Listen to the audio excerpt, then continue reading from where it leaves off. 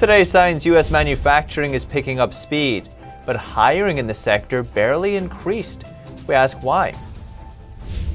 Chinese rivals to the popular trading app Robinhood are planning to offer crypto trading in the United States. We speak with a nurse who's suing her hospital over its vaccine mandate. Employees only have a few days to choose between being vaccinated and being fired. That and much more, coming up at NTD Business.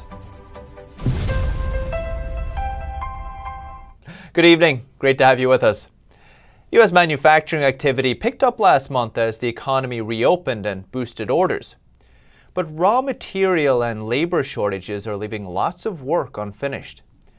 The Institute for Supply Chain Management's PMI index increased to 61.2 in May. That's half a percentage point higher than the month before, and any number above 50 suggests growth. But it looks like companies are still struggling to keep up with demand. The reasons include basic material shortages, rising commodity prices, and problems in actually transporting the products. It also says some manufacturers have had to pause production because of part shortages, or because they just can't find the workers. The employment index that tracks hiring of manufacturers registered just 50.9. The overall PMI was 61. Gives you the feeling the worker shortage is a major drag on manufacturing. Joseph Trevisani, senior analyst at FX Street, said the same thing happened last month and was a very bad omen for the country's monthly jobs number. Asked him how he feels about today's employment index.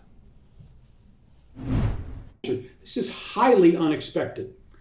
The anecdotes, now this is an index. It doesn't give you an actual number of people hired or people looking for jobs. But the anecdotes associated with this report were mostly talking about the inability for employers, for manufacturing firms, to find enough employees to hire. So this brings up the notion or the problem that we could be getting another real problematic number on Friday for May. So I think the markets are going to be very nervous going into this number. So a couple of things there.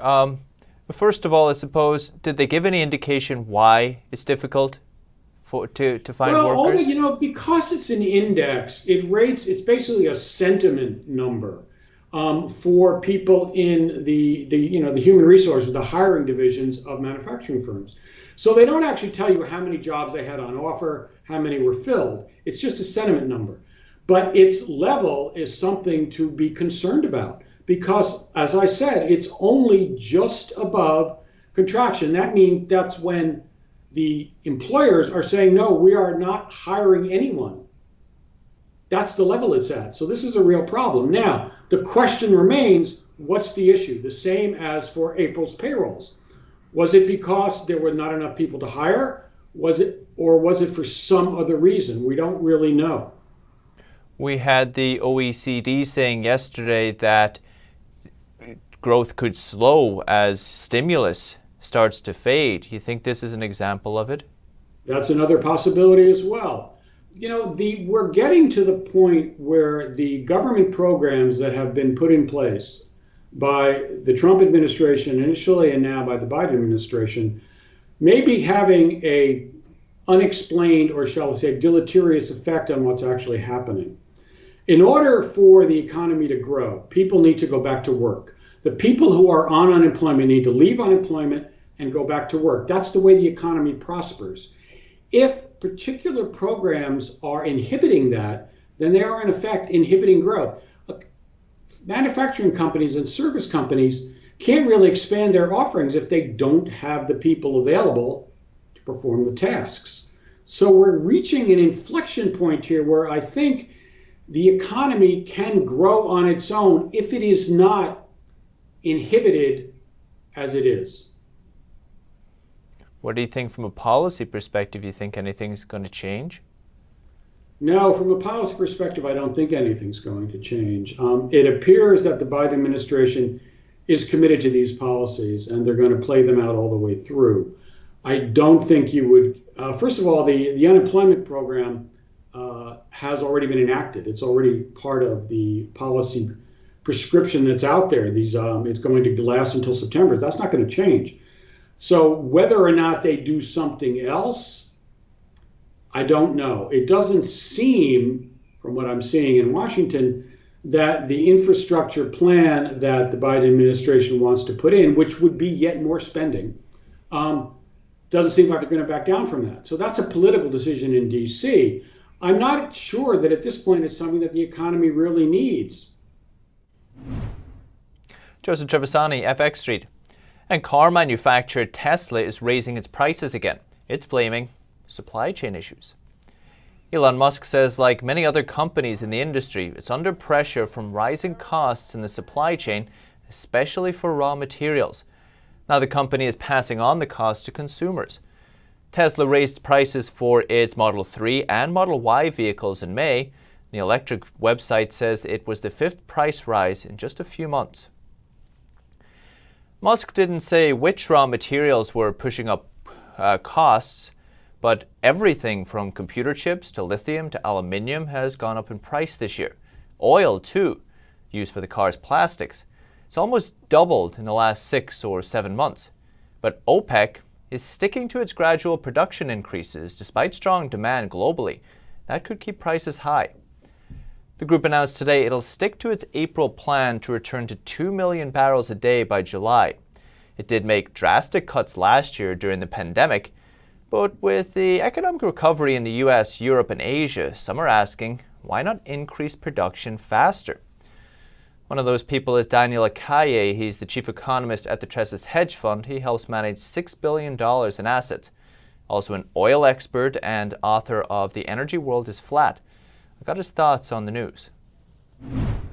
It's quite surprising that OPEC doesn't raise output in an environment in which they explicitly say that we're going to see inventories consuming very quickly.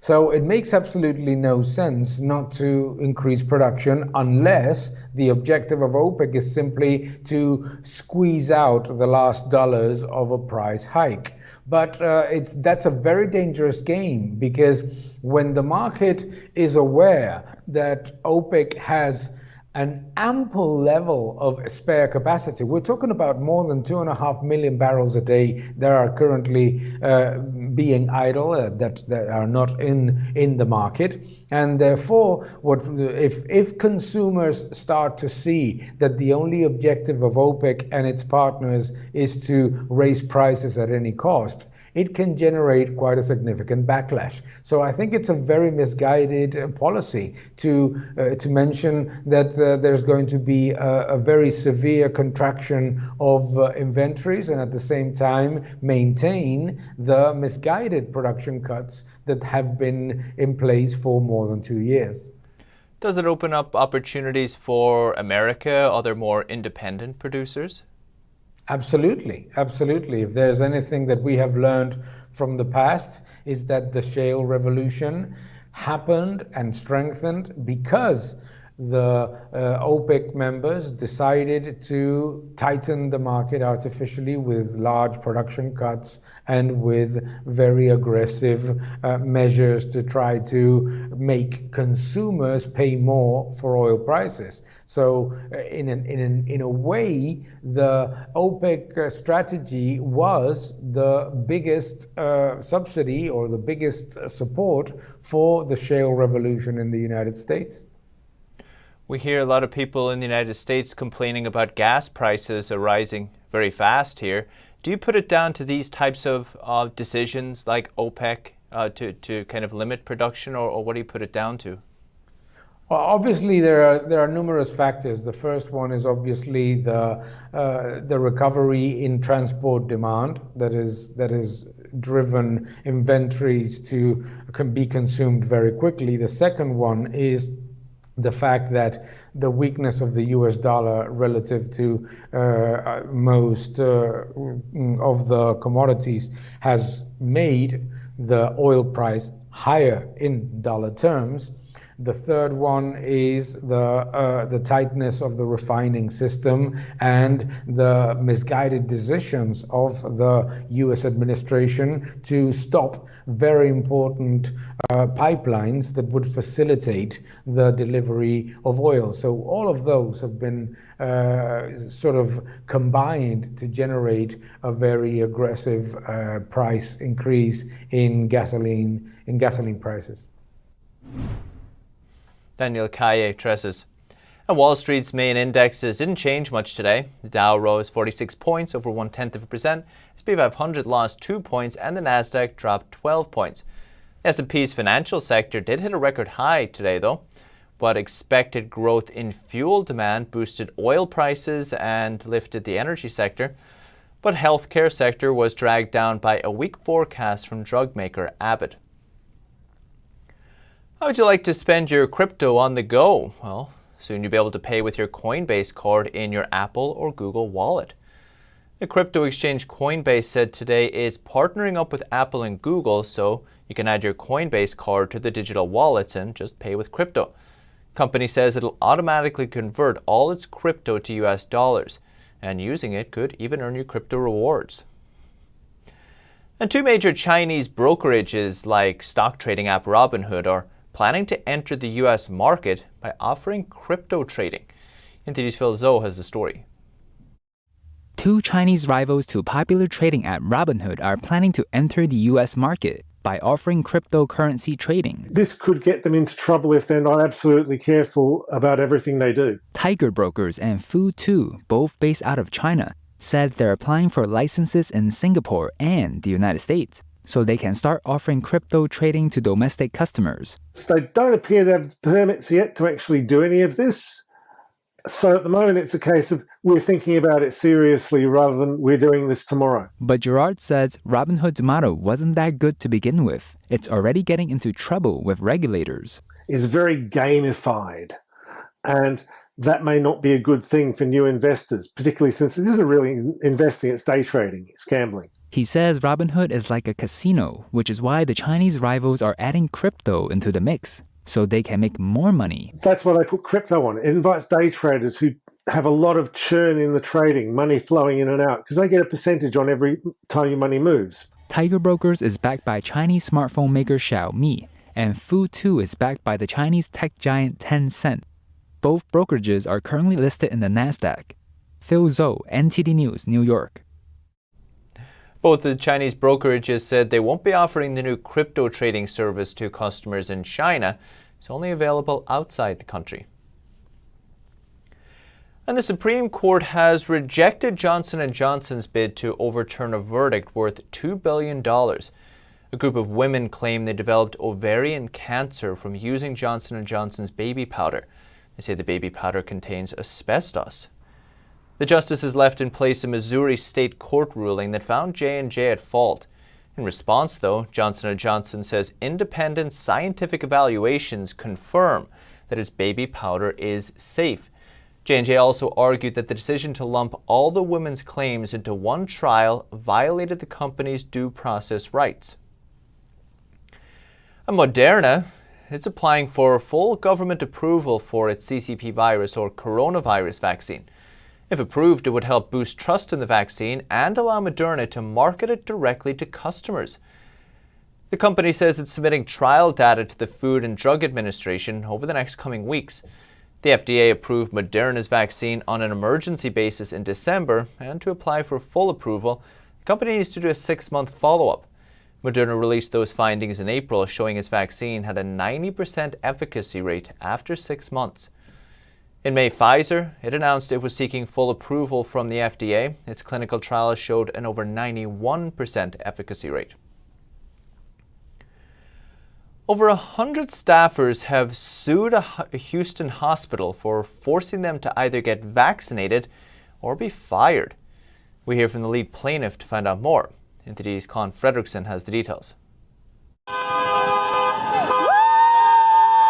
Over 100 staffers are suing the Houston Methodist Hospital, accusing it of illegally forcing them to get vaccinated, even threatening to fire them in a few days if they don't comply. Multiple accounts of bullying are reported. The managers and the head of HR will constantly call you and hound you about taking the vaccine. The managers will even approach you in front of the hallway, in front of other people, to talk to you about the vaccine, which is like a HIPAA violation. They've even done things so far as cutting people's hours. They're trying to force people to put in their resignation. Lead plaintiff Jennifer Bridges says she's tried reasoning with the hospital officials, but they weren't receptive at all. She says they're all stuck on their agenda. So I tried meeting with Mark Boom, who's the CEO over all of Methodist, and he's refused to meet with me. The staffers aren't against vaccinations. They're against forcing an employee to participate in an experimental vaccine trial as a condition for continued employment, accusing the hospital of treating employees as human guinea pigs. And I have a GoFundMe that helps us pay for the lawsuit because Methodist has a lot of money, and we're just regular people that don't have the millions of dollars like they have to fight. If an employee isn't vaccinated by June 7th, the hospital will place him or her on a 2-week unpaid suspension, followed by termination if vaccination still doesn't occur. Colin Fredrickson, NTD News. Awesome. We reached out to the Houston Methodist and they said it's their sacred obligation to do whatever they can to protect their patients. They feel it's unfortunate a small number of employees feel this way, but that it is legal for them to mandate the vaccination. And companies are trying to come up with ideas to lure employees back to the office. Some provide free lunches, others hybrid work arrangements. But what will actually stick? NTD's Evelyn Lee found out more. Companies are setting back-to-work plans in motion as more Americans get vaccinated. That sometimes includes gifts or additional pay. For Goldman Sachs, Bank of America, and Credit Suisse, the carrot to bring people back is mostly free food. I think we're going through one of the biggest experiments in workplace reorganization in history right now. It's difficult for companies to balance how to safely welcome back thousands of workers. They've been working from home for more than a year, and many haven't returned to their workplace despite having a choice.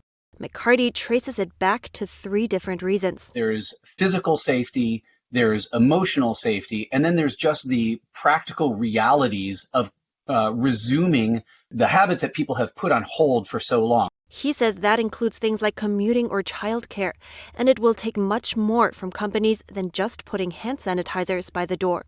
Indeed, for Ched Barnsdale's employees, it mostly burns down to one thing. As the vaccine continues to roll out, I think that's going to be less and less of an issue. At least that's what I've heard from them, that it really is mostly about flexibility. According to McCarty, material incentives are only effective short-term.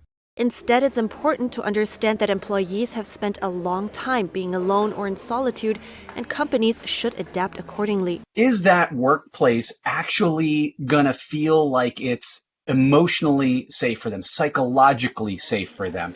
While many companies go for free lunches or a gym membership, Barnsdale says a more creative approach can go a long way in encouraging people to return. According to him, people are willing to come back to the office because they enjoy the social aspect, and he was able to foster this. Giving my employees a small stipend for basically a hobby that interests them. I thought this was kind of an interesting experiment because it also gives us something else to talk about that's not work-related. I think it really helps with sort of cohesion between all of us as well. It's like this extra fun thing to talk about. But at Unfinished Man, the employees will not return for the full work week yet. Instead, Barnsdale sees the hybrid approach as a long-term solution for his company, something he thinks we'll see more of over the next couple years. Evelyn Lee, NTD News. And a group of small investors in one lithium miner are fighting a potential Chinese takeover. They say the takeover would give China even stronger hold over global lithium supplies, and they want to use a new UK national security law to block it. NTD's Patrick Hayden has the details. Small investors in a London-listed lithium miner are grouping together to fight a Chinese takeover. The group, 400 individual investors, holds 6% of mining firm Bacanora. Chinese lithium giant Ganfeng has a 17% stake and plans to increase it to 30%. The small investors are fighting the $270 million bid, saying it undervalues the AIM-listed company. AIM is an alternative investment market on the London Stock Exchange and is for smaller growing companies. Bacanora warned the small shareholders, saying the rules prohibit them from working together. It says Ganfeng's bid is attractive. The group of small investors joined forces through social media and WhatsApp, but they haven't formally named themselves. They've bombarded institutional investors and called on the UK government to block the deal. They say this could be done under the new National Security and Investment Bill. If the takeover goes ahead, they say it will strengthen China's grip on global lithium supplies. Patrick Hayden, NTD News, London. Still to come this evening. Space junk hits the International Space Station. Did it do any damage, and do they know what it was? And beach towns on the East Coast prepare for a travel boom this summer. But they do face some challenges. I know what they are after this short break.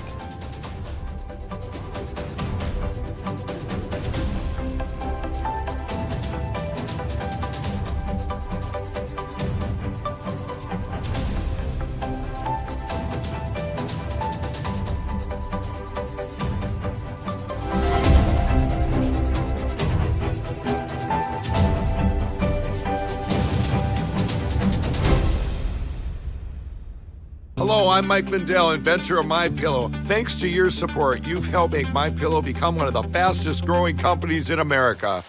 Over the last 12 years, you've helped MyPillow create thousands of jobs right here in the USA. When I got MyPillow, I'm asleep almost immediately. I stay asleep at night and I wake up more well-rested in the morning. That's why I invented MyPillow. My patented fill adjusts to your exact individual needs and helps keep your neck supported and aligned.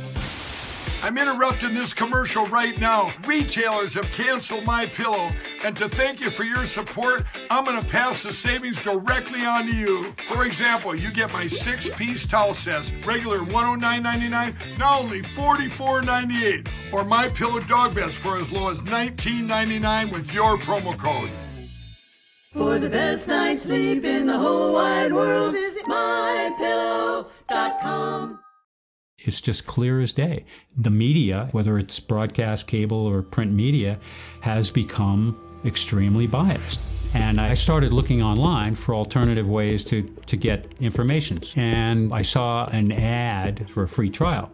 And I looked at it and I said, Epoch Times. I mean, come on, this is end of days type of stuff. I mean, what are they going to be talking about here? And I said, well, it's a free trial. Let me dig in. Is it giving me both sides? Is it giving me an objective point of view here? I have looked for opportunities to see where they might be biased, and I don't find it. It has given me a level of trust in media that I didn't think I'd ever get back. I love the Epoch Times because it has renewed my faith in the idea that a reliable, responsible, non-biased source of information is available. And I can say that I love it because of that.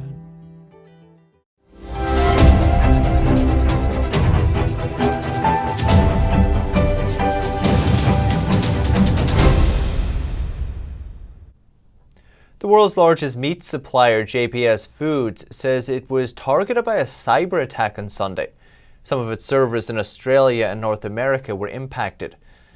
The company says it took immediate action by suspending all impacted systems and notifying relevant authorities. JBS is actually a Brazilian firm, but its North American headquarters is in Colorado.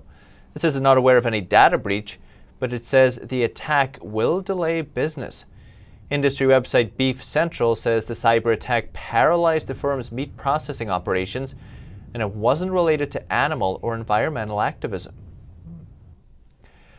Argentina was once the world's 5th largest beef exporter. Now the country's government is restricting beef shipments abroad to contain runaway inflation. They blame it on high demand from their biggest customer, China. In Argentina, grilling beef on the barbecue is a human right. But now red meat eaters have to reduce their intake and change their diet. We have barbecue once in a while, but now we are combining it with other cuts to replace the traditional barbecue. Point of the shoulder, rump tail, pork butt. This is because of an over 60% surge in beef prices last year. According to a report by Argentina's Meat Industry Chamber, the country's per capita beef consumption plunged to a 100-year low in April. Many people bought cuts that are more expensive. Now I'm seeing that they're asking me if we have another option, something a little more accessible, because the majority of people buy for the family. So they are trying to buy cuts that look good, but are at a more accessible price from what they were having before. Many factors are driving up prices: rising feeding costs, a shortage of slaughterhouse workers, and high demand from China.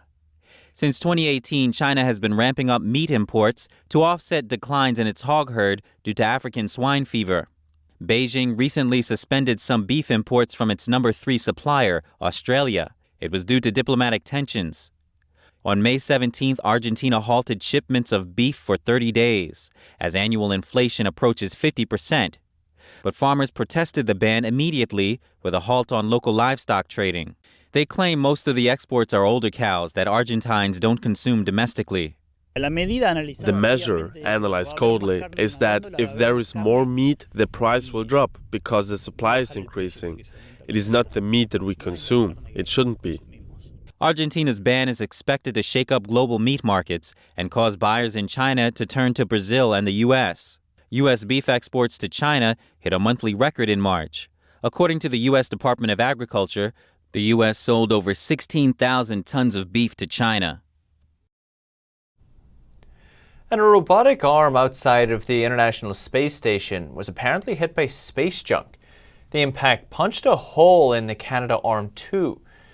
The Canadian Space Agency says it is still functioning. Teams from the Canadian Agency and NASA first noticed the damage during a routine inspection on May 12th. We don't know what hit the arm. Could have been any type of small orbital debris, including pieces of rock, micrometeorites, or even dust particles or flecks of paint that chip off of satellites. For beach towns, summertime is prime time. And after last year's summer closures, beach businesses up and down the East Coast are poised for a big comeback. With that boom may come some challenges though. Corinne K. Fu takes us to the Jersey Shore.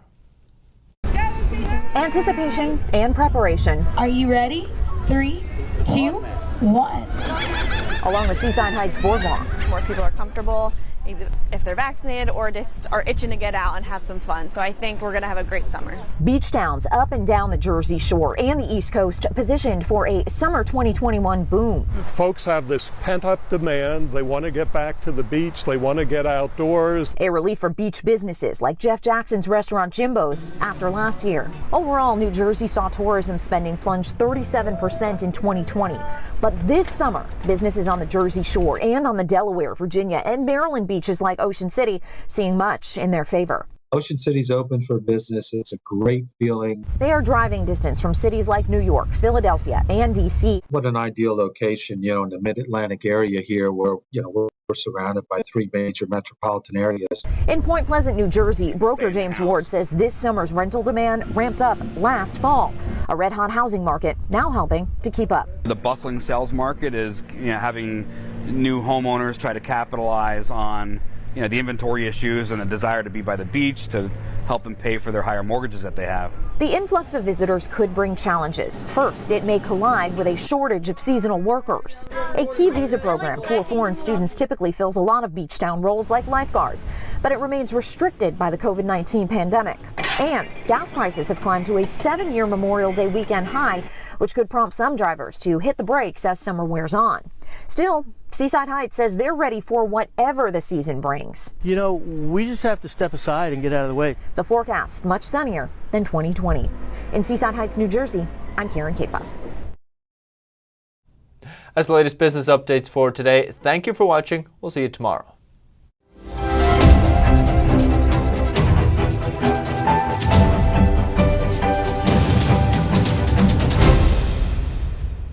Don't let YouTube decide what information you get. That's your choice. YouTube is deleting our videos and cuts you off from a source of honest reporting.